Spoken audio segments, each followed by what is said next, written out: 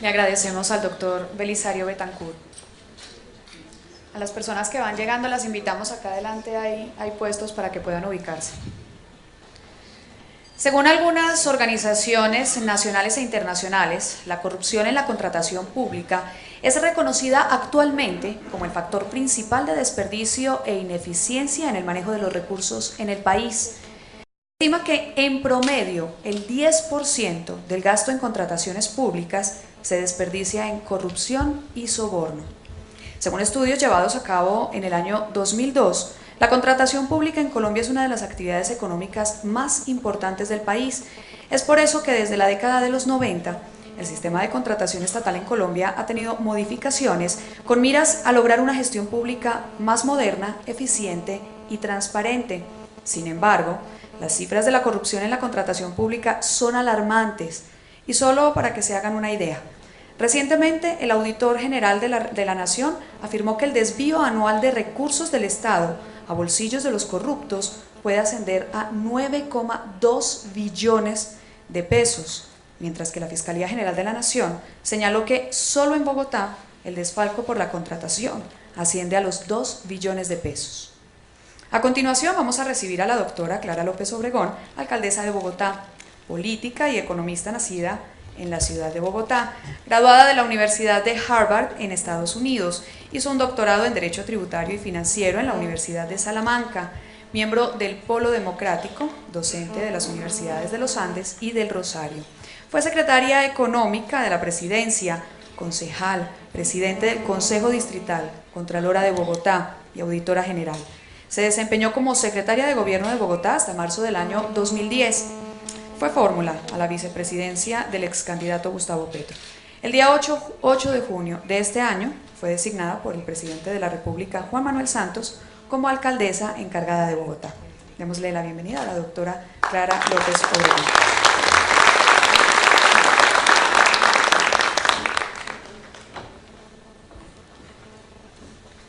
Muchísimas gracias. Muy buenos días a todas, a todos.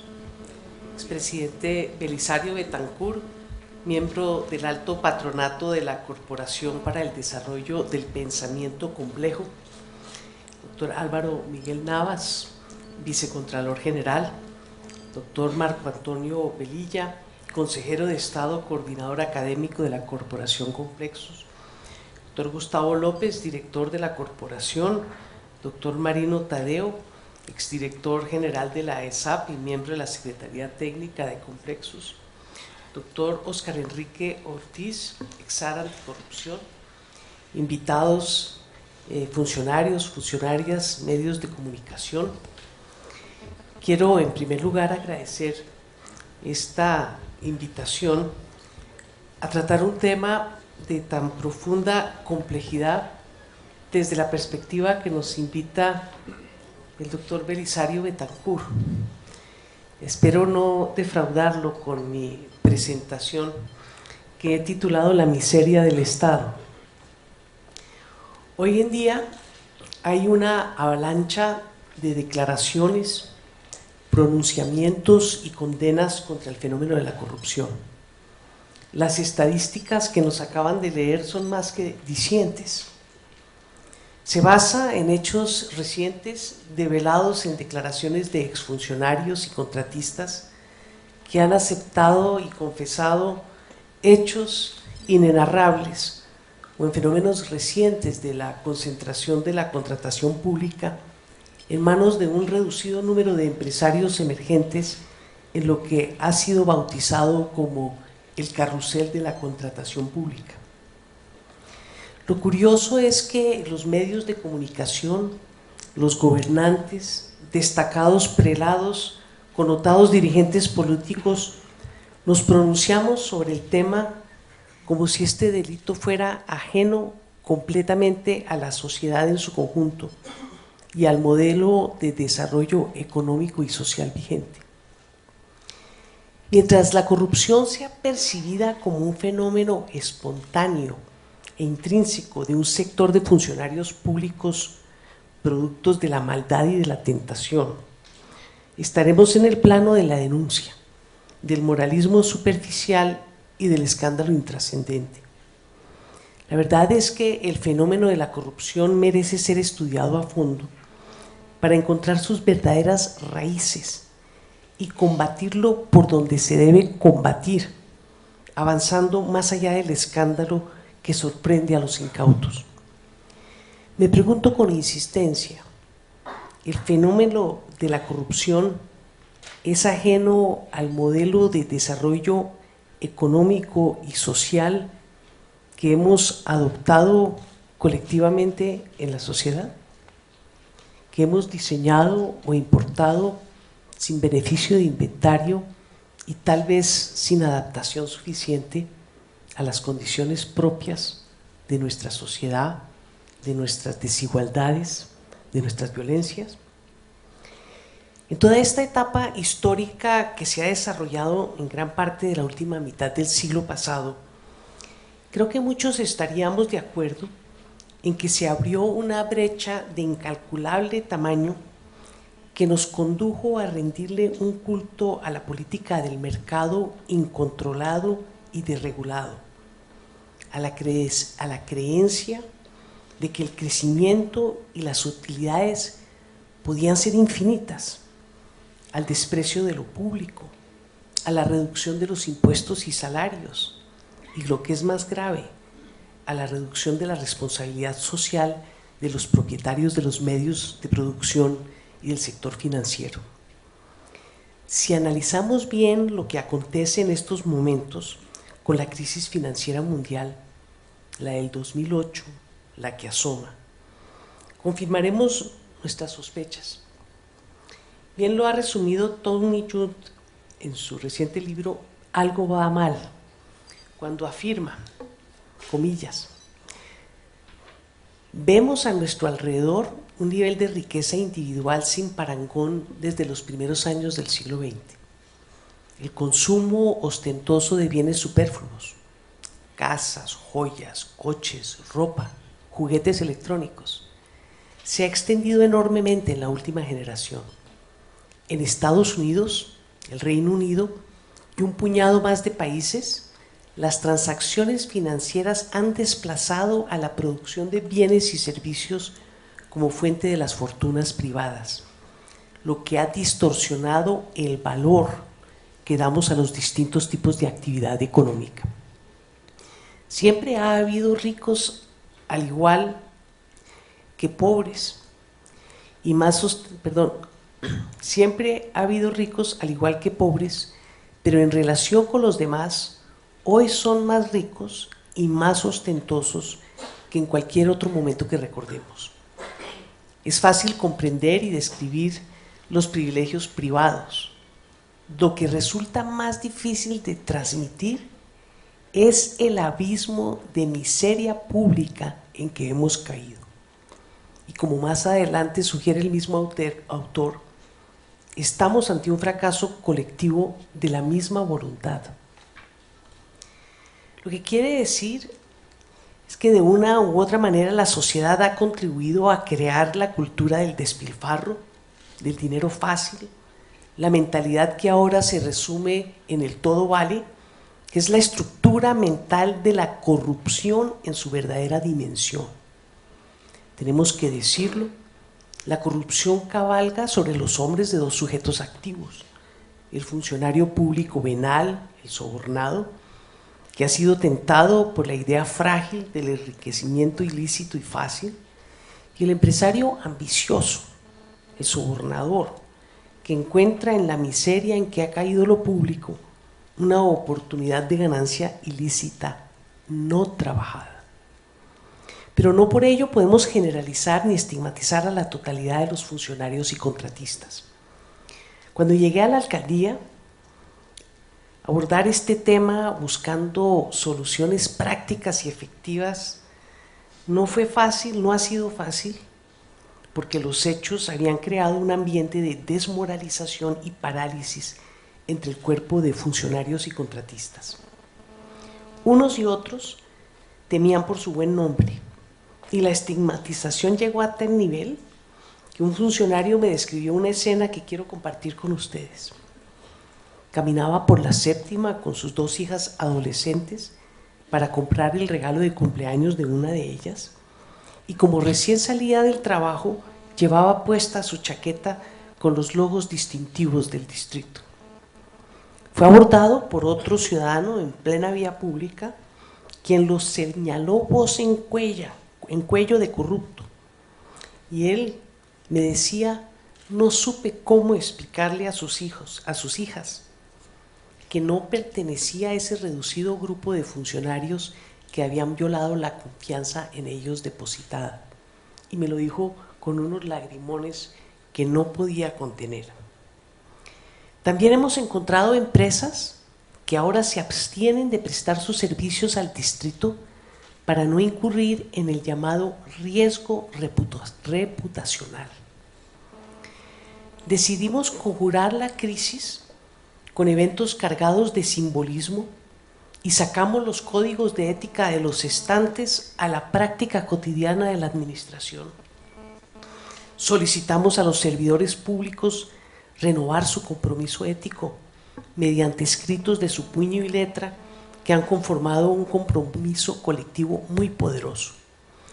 De los cientos de compromisos que han llegado, la palabra derechos se repite de manera natural.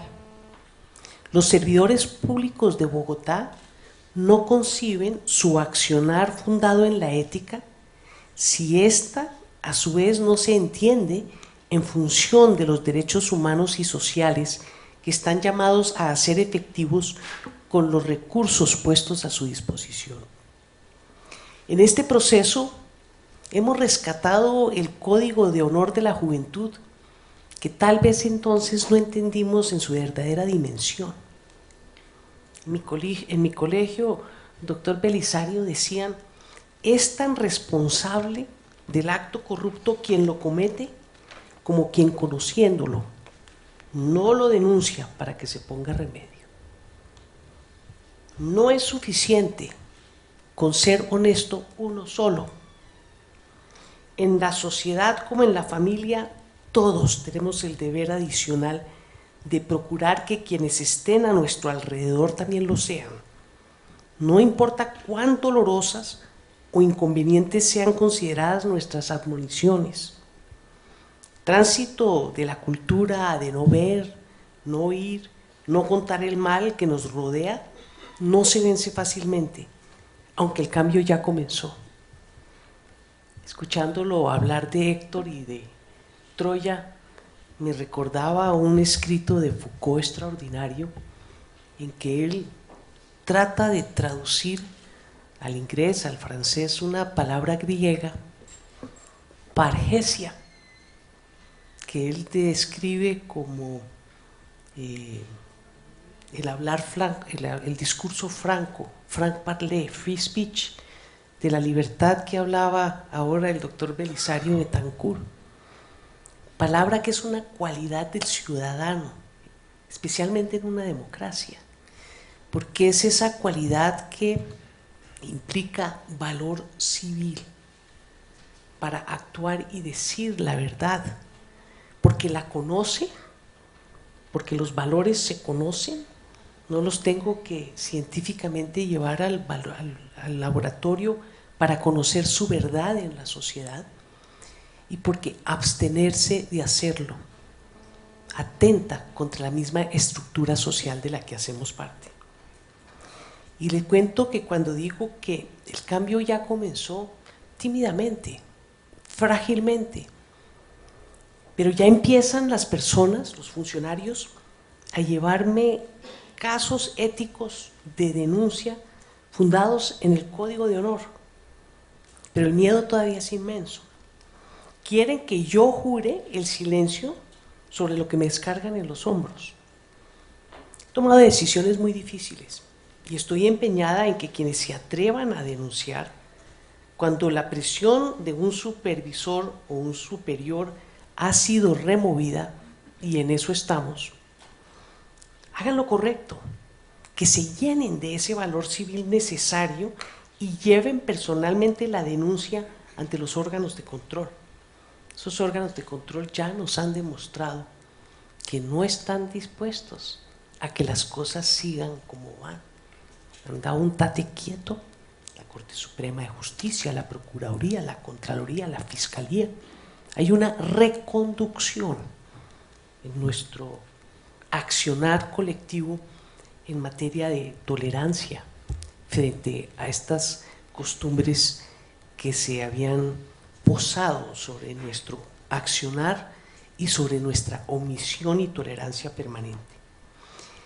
Yo creo que ese esfuerzo de impulsar el valor civil en la persona para que no endose en otro la obligación de denunciar, sino acompañarlo a que él lo haga, es un camino pedagógico de cambio cultural que me he propuesto recorrer. Pienso que no es suficiente con remitir, como estábamos acostumbrados, con oficio remisorio y sin acervo probatorio, y desde luego sin mención de nombre alguno, denuncias generales ante los órganos de control que solo llenaban enormes cartapacios de investigaciones que no llegaban a ninguna parte por falta de lo básico que el denunciante conoce. Nos lavábamos las manos y todo seguía igual. Este cambio cultural que estamos promoviendo al interior de la administración es parte de un nuevo trato con la ciudadanía que formulé recién tomé posesión del cargo. Tenemos que hablar con sinceridad, con parencia, no importan las consecuencias. Debemos reconocer tanto los logros como los fracasos e incumplimientos para abonar un espacio de confianza y credibilidad entre gobierno y los gobernados. Pero la tarea no la podemos hacer solos. Es un pacto que requiere reciprocidad.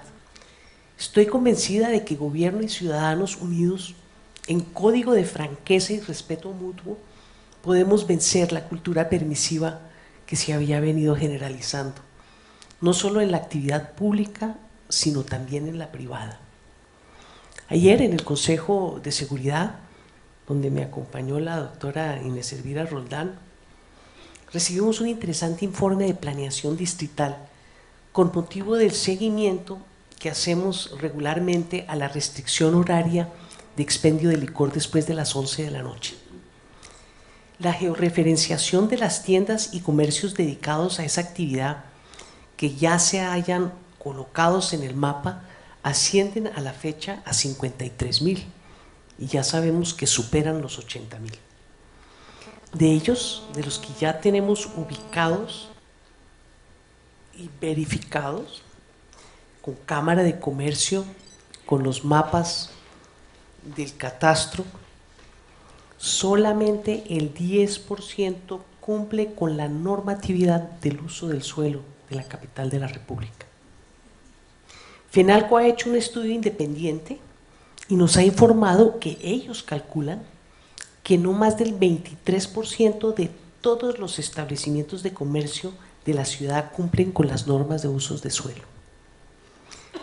Este es, entre otras causas, el resultado del retiro imperceptible del Estado, que ha culminado en su miseria absoluta y su incapacidad de imponer la disciplina social que todos necesitamos para vivir en sociedad.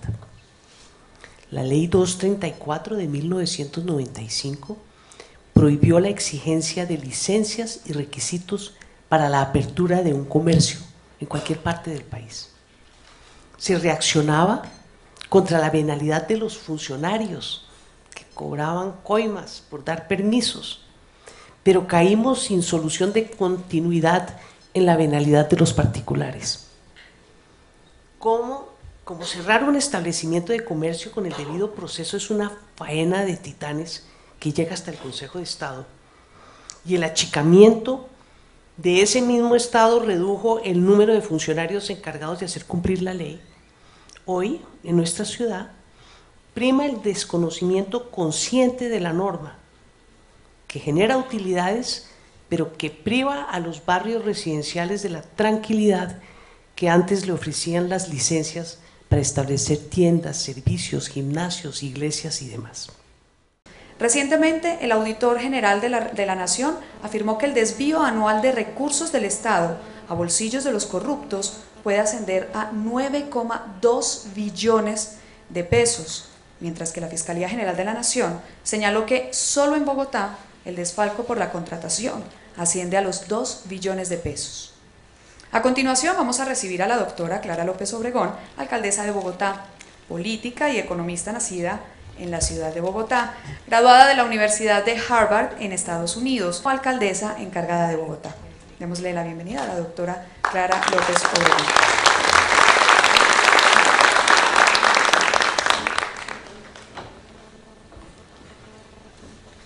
Muchísimas gracias. Muy buenos días a todas, a todos.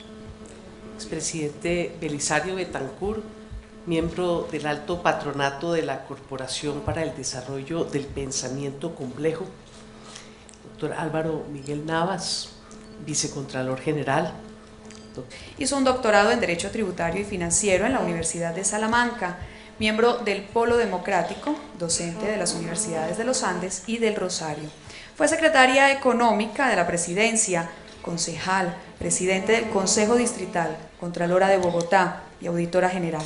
Se desempeñó como secretaria de Gobierno de Bogotá hasta marzo del año 2010. Fue fórmula a la vicepresidencia del ex candidato Gustavo Petro. El día 8 de junio de este año fue designada por el presidente de la República, Juan Manuel Santos, como % del gasto en contrataciones públicas se desperdicia en corrupción y soborno.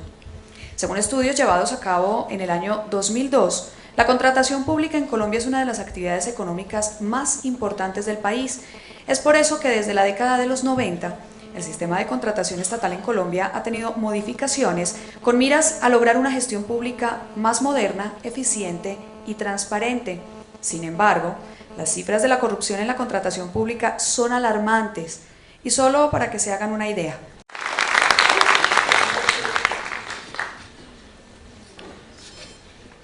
le agradecemos al doctor Belisario Betancur. A las personas que van llegando las invitamos acá adelante, hay puestos para que puedan ubicarse. Según algunas organizaciones nacionales e internacionales, la corrupción en la contratación pública es reconocida actualmente como el factor principal de desperdicio e ineficiencia en el manejo de los recursos en el país. Se estima que en promedio el 10%